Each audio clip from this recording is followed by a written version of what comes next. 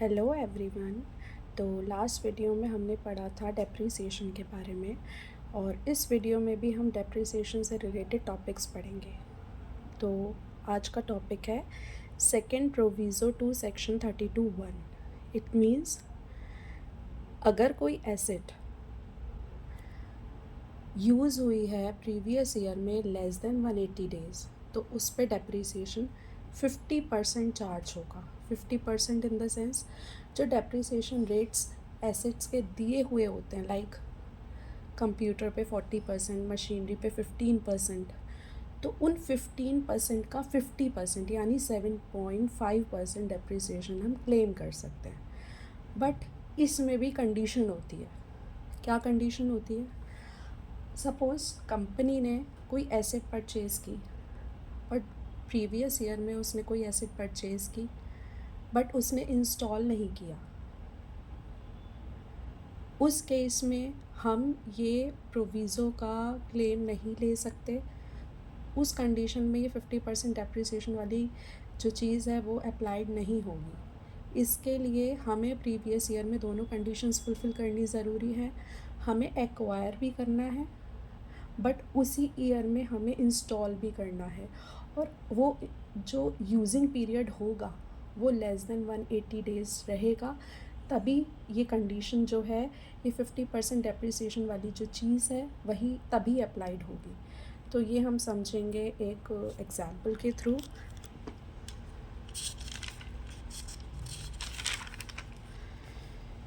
देखिए, हमने asset purchase की 1 जनवरी 2023 में 1 लाख की। उस पर डेप्रिसिएशन रेट 15% था। हमने एसेट का जो इंस्टॉल था, जो हमने यूज़ करनी स्टार्ट करी, वो 31 दिसंबर 2023।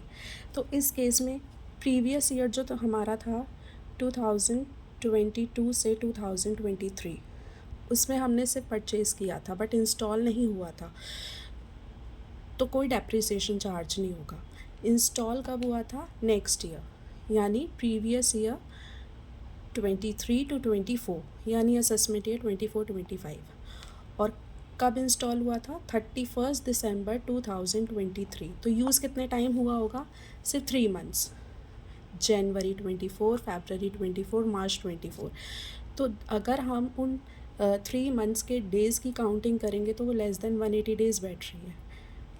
स्टिल ये प्रोविज़न अप्लाइड नहीं हो सकता क्योंकि एक्विजिशन और put to use same previous year में नहीं है। तो ये 50% डेप्रिसिएशन वाली चीज़ इस केस में अप्लाइड नहीं होगी। हमें दोनों कंडीशंस फुलफ़िल करनी होंगी। हमें एक्वायर भी सेम प्रीवियस ईयर में करना है और इंस्टॉल भी सेम प्रीवियस ईयर में करना है।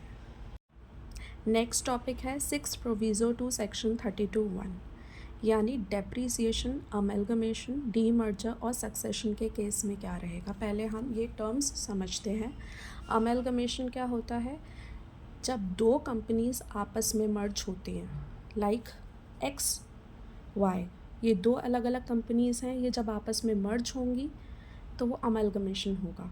डीमर्जर क्या होता है? एक लार्ज कंपनी है, अब वो लार्ज कंपनी अपने कुछ पार्ट को अलग कर देती है, स्प्लिट कर देती है, यानी एक दो कंपनीज में डिवाइड कर देती है, सिंपल टर्म्स में समझे तो।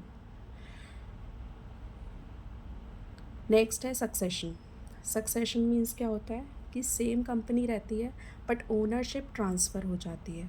ऐसा हायर के केस में भी होता है या डेसिग्नेटेड सक्सेसर के केस में। बट अगर कोई डेथ का केस होगा तो ये सक्सेशन वाली चीज़ अप्लाइड नहीं होगी, ये प्रोविज़ो अप्लाइड नहीं होगा डेथ के केस में।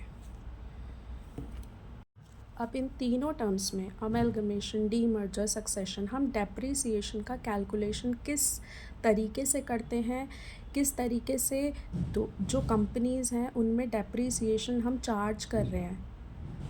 मीन्स अमेलगमेशन के केस में एक्स कंपनी, वाई कंपनी, बाद में दोनों मिलके एक्स वाई कंपनी बन रही है, तो हम एक्स को कितना डेप्रिसिएशन चार्ज करेंगे, वाई को कितना डेप्रिसिएशन चार्ज करेंगे, किस अकॉर्डिंग करेंगे, ये हम एग्जाम्पल के थ्रू समझेंगे। चलिए देखिए, एक्स लिमिटेड है, उसकी WDV फर्स्ट अप्रैल 23 में 40 लाख है और डेप्रिसिएशन रेट 15%। उसने नवंबर में 1 नवंबर में एक एसेट परचेज़ किया जो था 14.40 लाख और पुट टू यूज़ भी उसने उसी टाइम कर लिया था। बाद में एक्स लिमिटेड और वाई लिमिटेड में अमलगमेशन होता है, दोनों मर्ज हो जाती हैं और ये कब होता है 1 जनवरी 2024। अब इस केस में हम लोगों ने कैसे डेप्रिसिएशन को कंप्यूट करना है, चलिए देखते हैं। पहले तो 40 लाख पे पूरा 15% चार्ज हो जाएगा 6 लाख। उसके बाद जो हमने न्यू एसेट परचेज़ की है 1 नवंबर को, ये अगर हम देखेंगे तो नवंबर, दिसंबर, जनवरी, फरवरी, मार्च, अगर हम इन 5 मंथ्स के डेज़ को कंप्यूट करेंगे तो वो लेस देन 180 डेज़ बैठेगा। तो इस केस में जो डेप्रिसिएशन चार्ज है 15%, वो उसका 50% हो जाएगा, यानी 7.5% के अकॉर्डिंग हम डेप्रिसिएशन कैलकुलेट करेंगे 1,08,000 और टोटल डेप्रिसिएशन हुआ 7,08,000। अब इस 7,08,000 को हमें एक्स लिमिटेड और वाई लिमिटेड में डेज़ के अकॉर्डिंग कैलकुलेट करना है। चलिए नाउ एक्स लिमिटेड का कैलकुलेट करते हैं। पहले करेंगे हम 6 लाख का, जो हमने सबसे पहला डेप्रिसिएशन 40 लाख पे निकाला था 6 लाख, हम पहले उसका कंप्यूटेशन करेंगे। 6 लाख इंटू 275 बाय 366, 366 हमारा साल भर के डेज़ हैं, लीप ईयर है इसलिए 366 लिया है। अब हमने 275 डेज़ कैसे कैलकुलेट करें, चलिए ये हमने कैलकुलेट करे हैं 1 अप्रैल से 31/12 तक, क्योंकि 31/12 तक वो एसेट जो थी वो एक्स लिमिटेड के अंडर में थी। तो हम डेज़ का कैलकुलेशन करेंगे तो 275 डेज़ बैठेगा। तो इस अकॉर्डिंग हमारा डेप्रिसिएशन 4,50,820 आया। एंड वाई लिमिटेड का रिमेनिंग जितना पीरियड बचा, रिमेनिंग पीरियड मीन्स 1 जनवरी 2024 से 31/3/2024 तक जो टाइम पीरियड बैठा 91 डेज़ का, हमने उस अकॉर्डिंग उसका डेप्रिसिएशन कैलकुलेट किया। नाउ जो हमने डेप्रिसिएशन न्यू एक्वायर एसेट में कैलकुलेट करना है वो था 1,08,000 इंटू 61 बाय 152। अब 152 कैसे आया, 152 आया है हमारा, हमने एक्वायर कब की थी 1 नवंबर 2023 से 31 मार्च तक, हमारे डेज़ 152 बैठे। अब 152 तो वैसे हो गए, 61 डेज़ एक्स लिमिटेड के पास कैसे आए, उसके पास वो एसेट कब तक रही है 1 नवंबर से 31 दिसंबर तक 61 डेज़। तो 61 बाय 152 करके हमारा ये डेप्रिसिएशन आ गया। अब वाई लिमिटेड के पास वो एसेट कब तक रही है 1 जनवरी 2024 से 31 मार्च 2024 तक, यानी 91 डेज़। 91 डेज़ बाय 152 ये डेप्रिसिएशन। अब हम इन दोनों को ऐड करके टोटल डेप्रिसिएशन एक्स लिमिटेड का निकालेंगे और इन दोनों अमाउंट्स को ऐड करके हम वाई लिमिटेड का डेप्रिसिएशन निकाल लेंगे। तो इस तरीके से हम अमलगमेशन, डीमर्जर और सक्सेशन के केस में डेप्रिसिएशन कैलकुलेट करेंगे। Now the next topic is section 32(1) second A, additional depreciation. Additional depreciation term से ही समझ आ रहा है कि जो डेप्रिसिएशन हम कैलकुलेट करते हैं वो तो हमें एज़ यूजुअल करना ही है, बट हमें एडिशनल डेप्रिसिएशन भी क्लेम कर सकते हैं। बट उसके लिए क्या कंडीशंस हैं वो पढ़ते हैं। Company new plant and machinery acquire करे, बट वो शिप्स और एयरक्राफ्ट बिल्कुल नहीं होनी चाहिए। एक्वायर्ड भी करना है, इंस्टॉल्ड भी करना है। और ये कौन से बिजनेसेस में अप्लाइड होती हैं, जो फैक्ट्रीज़ होती हैं या जो पावर सप्लाई कर रहे हैं, जनरेट कर रहे हैं, डिस्ट्रीब्यूट कर रहे हैं। तो उस केस में हमें कितना एडिशनल डेप्रिसिएशन मिलना है 20% of actual cost of plant and machinery. जो कॉस्ट होगी प्लांट एंड मशीनरी की उसका 20% एक्स्ट्रा एडिशनल डेप्रिसिएशन हम क्लेम कर सकते हैं।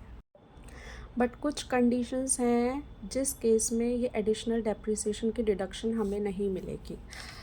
फर्स्ट है, अगर हमने कोई plant and machinery office purpose के लिए, अपने घर के लिए या गेस्ट हाउसेस के लिए खरीदी है।